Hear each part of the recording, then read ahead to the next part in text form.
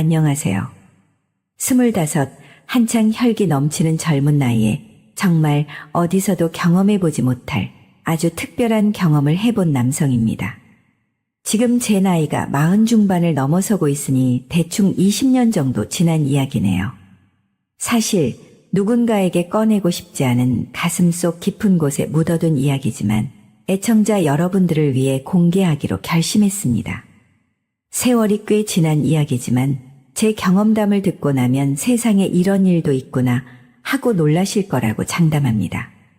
그러니까 당시 저는 군대를 막 제대하고 학교 복학 대신 취업을 선택한 상황이었어요. 적성에 맞지 않는 대학 공부보다 취업을 해서 돈을 버는 게 제 인생에 더 도움이 될 것 같다고 생각했죠. 하지만 제 계획과는 다르게 취업은 쉽지 않았고 이것도 저것도 아닌 공중에 붕 떠버린 상태였습니다. 전 친구들과 PC방이나 당구장을 다니며 할 일 없이 허송세월만 보내고 있었어요. 수중의 돈은 애저녁에 떨어졌고 부모님께 부끄러운 손을 벌리며 버티곤 있었지만 제 인생에 언제 볕이 들지 알 수 없는 암담한 상황이었습니다. 그러던 어느 날 친구놈 하나가 아주 엉뚱한 이야기를 해주더라고요. 야, 현우야. 너 혹시 바카스 할머니라고 들어봤냐? 뭐? 바카스 할머니? 그게 뭐냐? 요구르트 아줌마 같은 뭐 그런 거냐? 아니, 그러니까 이게 뭐냐면 종로에 있는 탑골 공원이나 남산에 가면 바카스병을 들고 그곳을 배회하는 할머니들이 있는데 혼자 계신 할아버지한테 접근해서 바카스를 판다는 거야. 그래? 근데 그게 뭐가 이상한데? 내 얘기를 끝까지 들어봐. 그런데 바카스를 파는 건 구실에 불과하고 사실은 할아버지에게 몸을 파는 게 목적이라는 거야. 뭐? 아니 그게 말이 돼? 나이가 드신 할머니가 그런 지저분한 짓을 한다고? 그렇다니까! 인터넷에서 보니까 바카스 할머니들이 가끔 젊은 남자들한테도 싸게 해준다고 하면서 접근한대. 에이, 다 늙어서 설마 그러겠냐?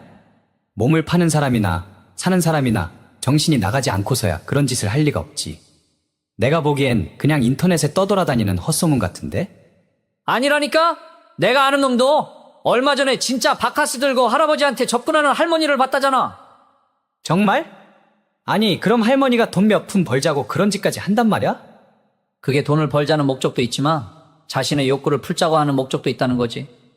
아무리 나이가 들어도 욕구가 존재한다는 거야. 정말 웃기지 않냐? 에이, 설마 그러려고.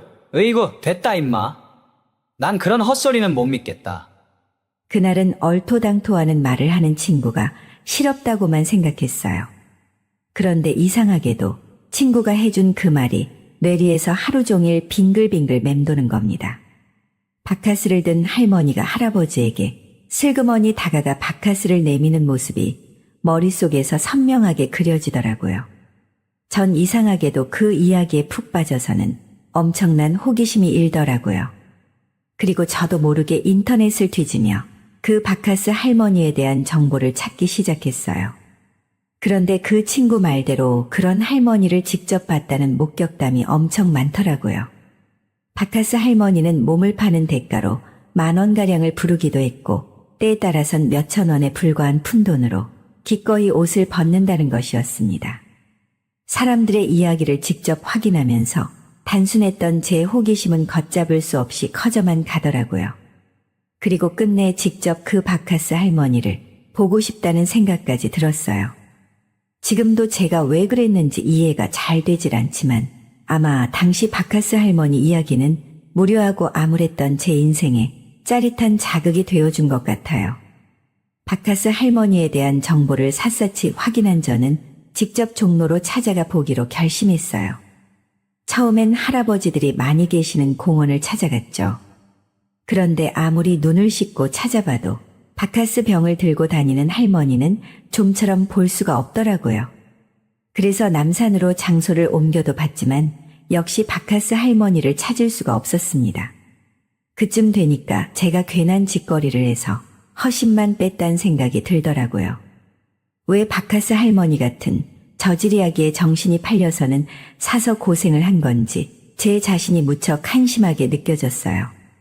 그래서 다시 집을 향해 발길을 돌렸는데 제 시선에 좁은 골목길이 들어오더라고요. 지금도 그렇지만 그때 종로 거리는 낡고 좁은 길들이 거미줄처럼 얽힌 곳이 많았어요.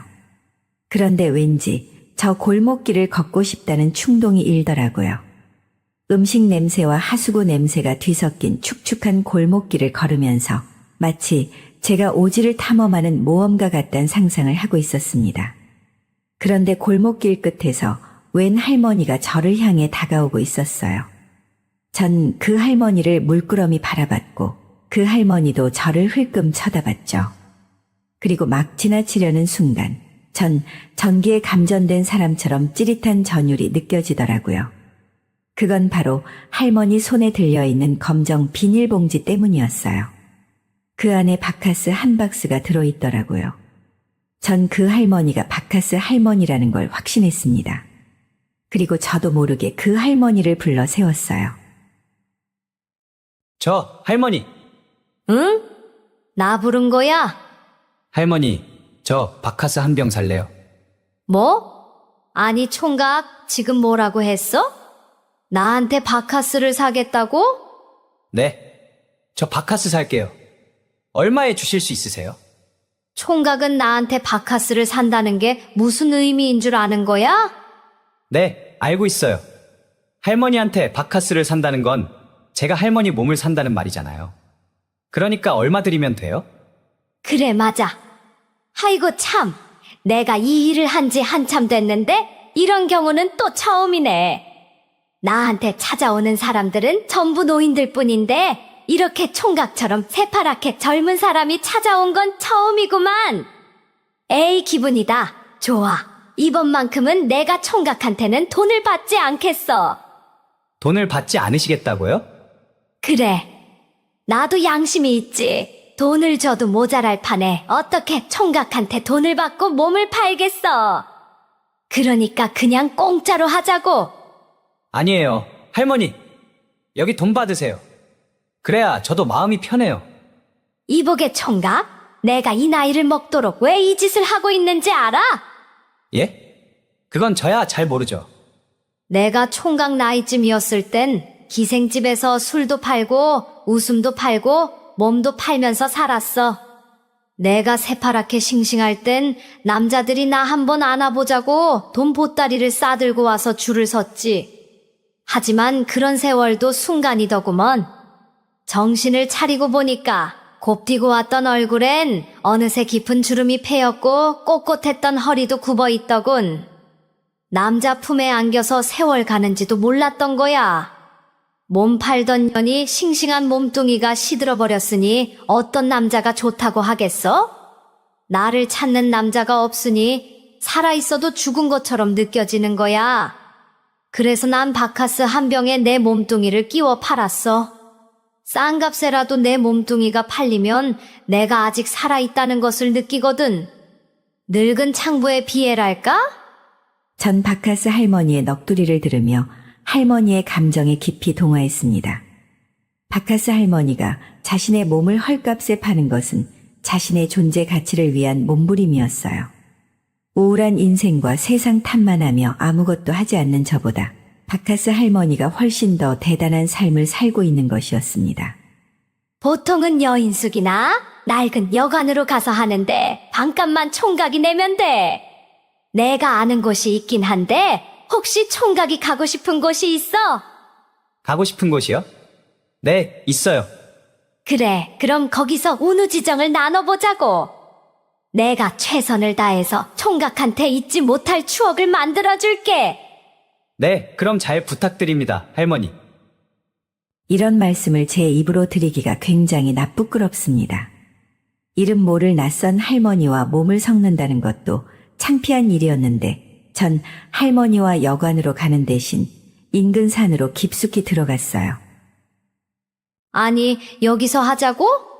네, 전 할머니랑 자연 속에서 하고 싶어요. 그래 주실 수 있죠? 그래? 총각이 아주 특이한 취향이 있구먼. 나야 상관없지. 우리 두 사람은 새들이 지저귀고 풀잎들이 바스락거리는 산속에서 뜨거운 정을 나누었습니다. 할머니의 시든 육체는 마치 말라버린 고목이나 다름없었지만 전 제가 가졌던 그 어떤 육체적 경험보다 더 짜릿하고 색다른 감정을 느낄 수 있었어요. 저도 제가 그런 감정을 느낄 거라고는 생각하지 못했죠. 한참 산속을 뒹굴고 땀에 흠뻑 젖은 우리 두 사람은 서로의 얼굴을 쳐다보며 웃음을 터뜨리고 말았어요.